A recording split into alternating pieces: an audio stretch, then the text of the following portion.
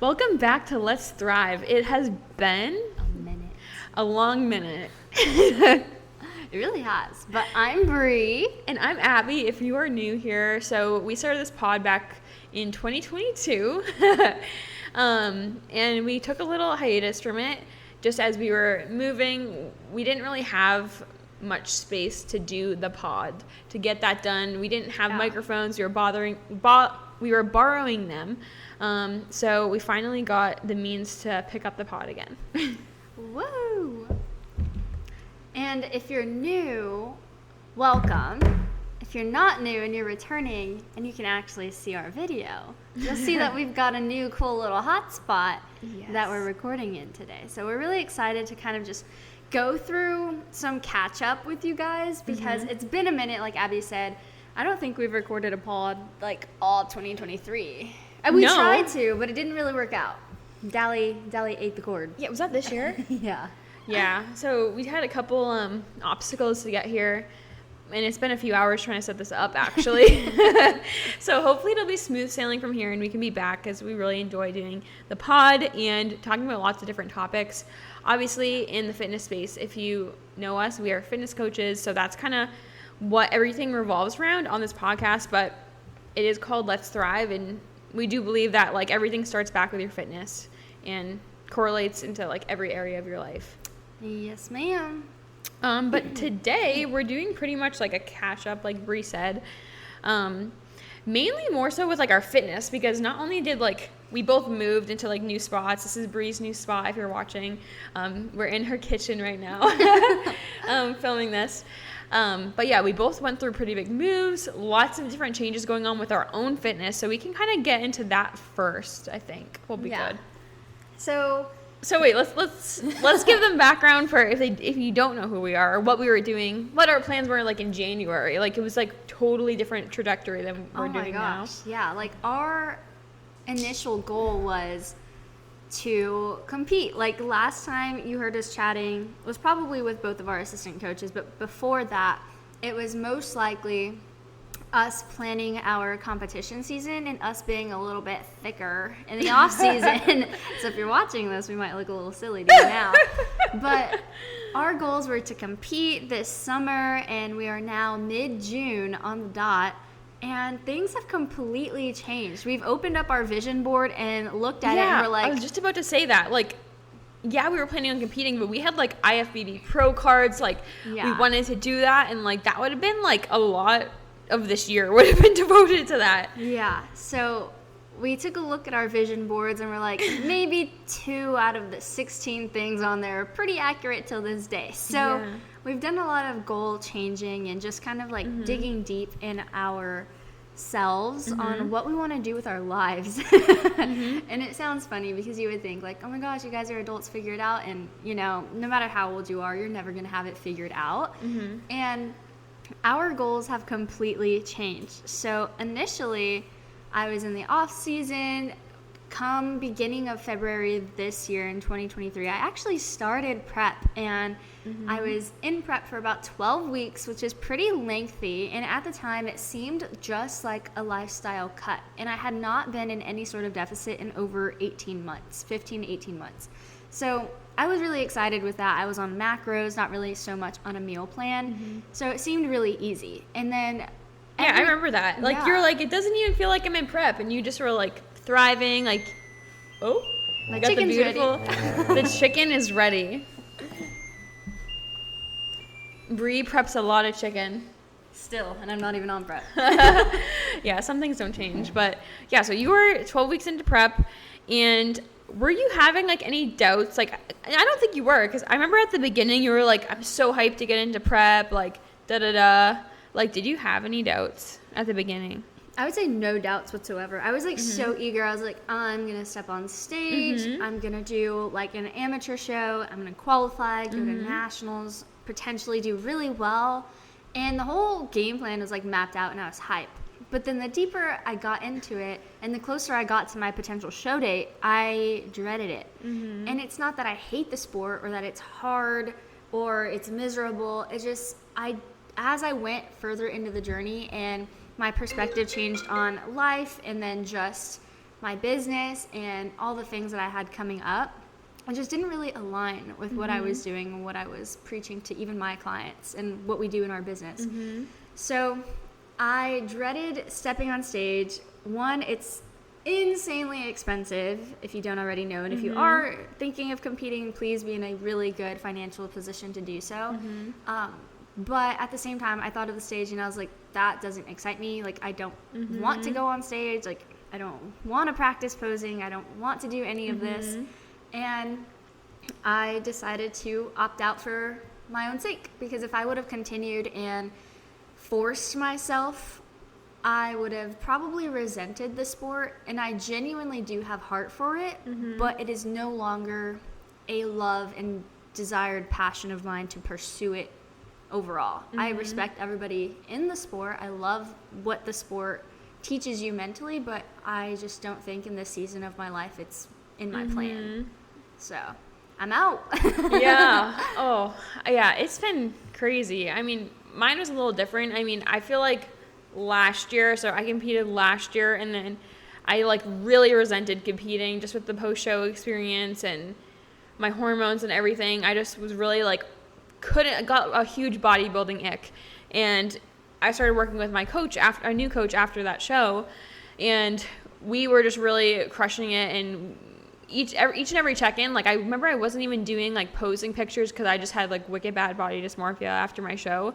And I remember he kept saying like, I know like once you get into your cut and stuff, you're gonna be like get excited for the stage again and want to pose again and all that stuff. And it was so off and on for me, because I remember like some weeks I'd be like, oh, I'm like so excited, like I'm posing and like I was like in it, and then other weeks I'm like, do I really want to? So it was like such a like teetering, like one day I'm like this, one day I'm like that, and I'm like, you know what, like I'm like so like one foot in the door, I don't even know if I want to do it. So that's when I finally came to the conclusion after like, I remember Alex was like, I need you to make a decision, like I need you to just decide like if you're doing it, if you're not, because it's like I'd hate to put you into a cut and then you're in a lifestyle cut and then you realize, oh, I actually want to compete, or like vice versa. If I was in a comp diet and then I was like, oh, I actually want to do lifestyle. So I was in a huge pickle for a while. So I'm totally out of that now too. Like I had plans of actually competing up until December. My prep was going to be from June, which would have been now, till December. Holy crap. Yeah, that worried me. Because, yeah, my goal was to get my pro card, and obviously that takes a lot of time. That would have been like 6 months in prep. But holy crap, I can't even imagine being into prep for 6 months. And I kind of realized my priorities were different. Like Bri said, it doesn't really align in this season of my life. One, we talk about like it not resonating and just aligning with what we're preaching to our clients, and it just felt very out of alignment in that sense. Hey, buddy. It felt very out of alignment in that sense, as well as just like hormone health and stuff. And like, I know I'm gonna be 24 in August, which is crazy, but I know I'm gonna want to have kids like in a few years, which sounds crazy, but I mean, I want my health to be really, really optimal. So it just wasn't aligning. And then my business too, and that's something Bri and I talked about, is like not being able to devote as much time and energy to our businesses, because obviously when you have two things that are like very high priority, it's like sometimes one is going to come before the other, and it's really tough. You really have to be in a good place to compete. Yeah, agreed. And it's actually so crazy because like we say all this, and then I look at James and it's like, this guy's flying through his prep. Like, that's someone who genuinely loves the sport and is willing to make the sacrifices. As to where us, it's like not so much a huge priority at the moment in this season of our life and everything. So if you guys are watching, you'll see that I have a special guest. His name is Bandit. You may also be able to hear him snorting, but he is very happy. Picture of him. Yeah, he's very happy that Mom is not on prep, because Mom gets to eat some really good foods, and if Mom drops some, he's right there to clean it up. But yeah, so we're like totally out of the competing picture. It's just so crazy like how like life changes like that, and you make different decisions and it puts you on a totally different path. So like our year would have looked so different. Oh my gosh, yeah. So different. So it's a little crazy. So now we're not competing, and we're going in a totally different direction with our fitness now. So we can just talk about that next. I think that's the other thing we wanted to chat about. Yeah, so it's like your fitness goals, like what you're doing with your training, how things look different. Yeah, things are really different right now with my training and everything. I remember when I first got into fitness, I was like, oh my gosh, I need to lift 6 to 7 times a week, no rest, like rest is for the weak. Like, yeah, that changed very quickly as I continued on my fitness journey. Probably like my second year, I was like, okay, maybe like 5-day split. And then my third year, I was like, okay, 4-day. Now I'm like in my 4th, almost 5th year. And I'm like, 3 days is good. Yeah. I need 1 full, 1 upper, 1 lower. So currently right now I'm running a 3-day split, just upper, lower, full body. And then I'm just running. I have picked up running again, and I do genuinely like it. The plan is around like all of our friends and everything is to compete in like a half and a full marathon. Abby will get into hers, but for me, there's a potential that I'll run the half, and will I do amazing? You definitely Probably could. not. I know you definitely could. Yeah, I think I could. I don't think I'll finish in like an hour or anything, but as long as I can just get it done, and I think it'll be really fun to do all together. But that's the plan. So doing like 1 small run midweek and then a really long run on the weekend, which is really nice. So my training is optimal for recovery. I have more time to like myself and do like genuine self-care things, like go outside and walk and read and just spend time being present with myself rather than obsessing over the things I'm not doing in the gym. So that's my training now, and I am literally so happy. And you're thriving, and you can just see it. Yeah, my body I think is the happiest it's been in a while. Like I am the leanest I've been in a long time with less gym, more food. Like it's just amazing. It's such a great spot that I'm in. Yeah. Wait, do you want to talk about like how you transitioned? So you finished your prep early, and then what you did from there, because you then went off on your own and started doing your own protocols. Yeah, so like by week 13ish, 14, I was still in prep, but I was like, I can't, like my heart's not in it, like I don't want to do it for the wrong purposes. So I ended up opting out of prep at like 1,200 calories, which is kind of decent still being that far in. Pretty normal so for prep. It's pretty decent. So I went ahead, upped my calories very slightly, and then kept it there to let my metabolism kind of readjust, because I had been in a prolonged deficit for already plus 12 weeks, and I wanted my metabolism to work efficiently again. So I upped my calories very slightly to let my body adapt and let my metabolism adapt. And over the course of what's now like maybe 6 to 8 weeks, I've upped my calories to a really healthy amount, which is really good. And it's crazy because I've been able to see fat loss and weight loss still happen eating more. Like I hit my lowest weigh-in of like 118, and I don't think I've hit that since like junior year of high school. And that's just what is so huge. I was just talking about this on our team story the other day, is about the post-diet process, and Bri's crushing it with hers, and I'm just entering my post-diet process. And that's just a side note. We could go on a whole nother podcast about that, but like once you get out of a deficit, you can't just like go balls to the walls and like be eating so much. Like Bri's doing so strategically that she's increasing her metabolism, and she's still losing weight without decreasing her food, actually increasing it. So it's wild. Just a side note there. But it's cool. And most of the times people think like, oh, coming out of a diet, you can kind of eat whatever. Like that's just how it is. And it's totally false. Like every time you come out of a diet, like whether you like it or not, you have to go into a reverse diet if you want to do it successfully and minimize body fat and everything. So that's the goal that I'm trying to do. And being able to switch up my training to match my new nutritional intake has been so good, and my body is so responsive. And it just goes to show, like, as long as you're consistent in your nutrition, then your training life doesn't have to be so extreme. Like a lot of people think, oh, I need to do more and eat less. And it's like, no, you kind of need to do less and eat more and make sure that you're doing it efficiently and getting the most out of it. So that's been something that's really fun for me. And it's just been working crazy awesome, and I'm excited to have Ab kind of like on the same wavelength. We're on a very similar wavelength now, and we're both just like way more enjoying things, because I mean, for a while, I know, like for me, I felt like it was forever I wasn't enjoying my training, and just everything felt like a drag. It felt like there's so much resistance to it, and I kind of use the term like bodybuilding ick, because that's like really what I felt like so sick of just like being in the gym for so long and like being so hyper focused on every single variable. Like it just wasn't very like, it wasn't as much of a lifestyle approach like as I would have wanted. I mean, going into prep and stuff, But there definitely is a difference between being like really strict, like bodybuilder in your off season or in on season, versus like a lifestyle approach. So, I mean, it doesn't mean we don't have like discipline anymore. It doesn't mean anything like that, but it's just a much different approach to things, and also just training and like eating in a way that makes you feel really good. So I think that's been huge, because we both are going on our own now from our coaches. We've had coaches for a long time now, and now we are just taking a new approach to things now. So yeah, Bri said we got into running, so that has been like the biggest change, because I've never been a runner or anything. I know like you ran a little bit. Yeah, I played right? soccer my entire life, and then I used to run 2 years ago. Yeah, and then I didn't actually run except for like sports, and then maybe when I was younger, like, you know, trying to lose weight, trying to do cardio type of thing, but not actually like running like long distances. So that has been something really new for me.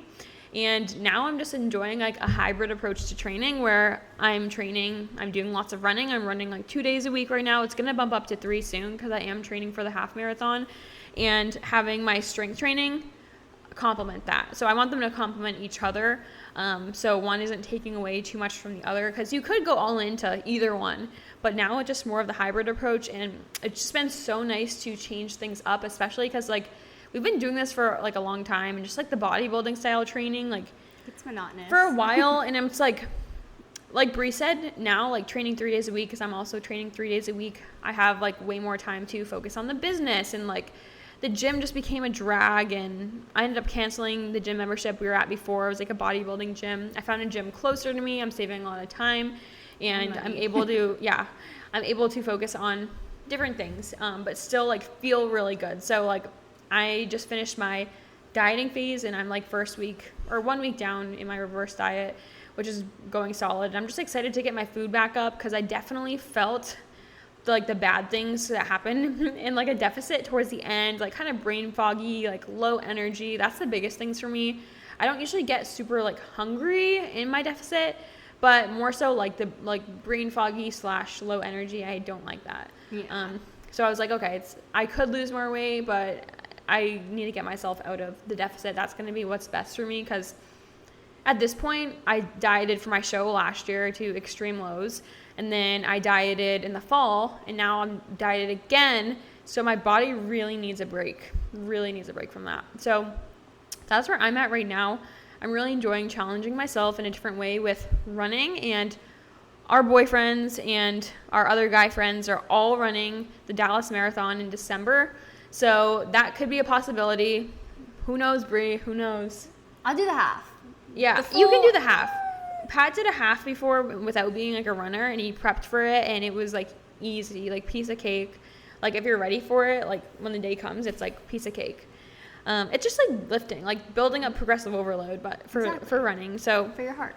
Yeah, so it like sounds intimidating, but I think it's definitely doable if you're like follow the plan ultimately. Same thing with lifting. So yeah, we'll see where all of that goes, but that's like kind of what's going on with us. We really did a 360 or 180, not 360, 180. I always get those confused. Me too. I was like, I didn't get back to where I was. We did a complete 180. That makes more sense with our finish journey. But like, I guess now our plans are to just like do like coach us like the way we coach our clients, like get our metabolisms like on fire, so we can be eating a lot of food, and we still have like a good amount of flexibility when we need it. Like being on track, like a lot of the time gives you flexibility to have times when you're not so much on track. Yep. And then I think we're thinking about going like intuitive at some point. Is that what we're talking about? That's the plan. I just want to make sure that like obviously we crush this reverse. Yeah. And that our relationship with food is like the best it's ever been. Not that it's not, but just we want it to be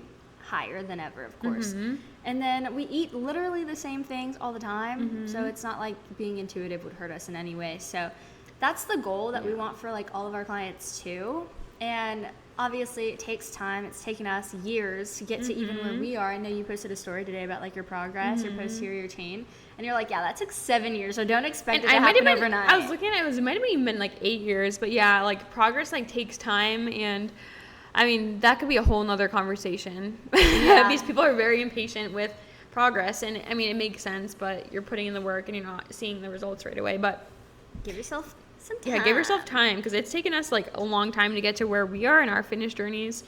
Yeah, for sure. And we do want to get to a point when we are intuitive eating, like Bri said. So basically not tracking and maintaining your results. So when you're intuitive, it's like you're not going to be like as strategic. Like you can't be like, I'm going into a cut, but intuitive eating, like those things don't really add up. But like when you're just trying to maintain, it's totally doable to do intuitive eating.